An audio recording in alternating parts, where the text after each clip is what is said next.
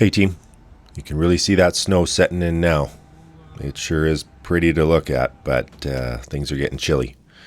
We are looking at a high of probably 10 degrees Celsius today and a low of about -7 where we're working.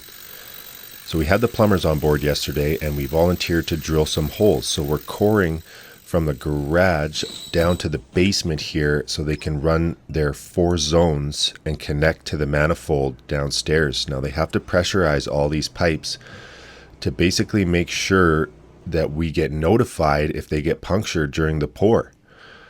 This is how we got our power trowels around. By the time it hits 11 a.m., it really starts to get muddy. So there's really no driving around the site very easily or comfortably. So we have a little cart that we push our power trowels around on.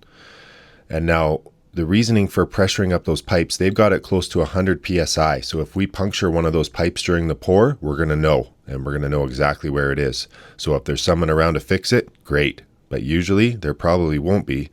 So we have to build a little box around that little punctured area so they can fix it later. Now, I've never had this happen before.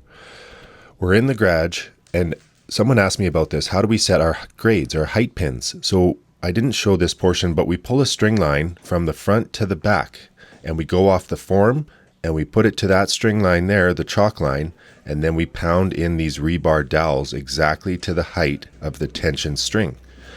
So that's how we do things with the slope. When everything is flat, like in the basement here, we use a laser level.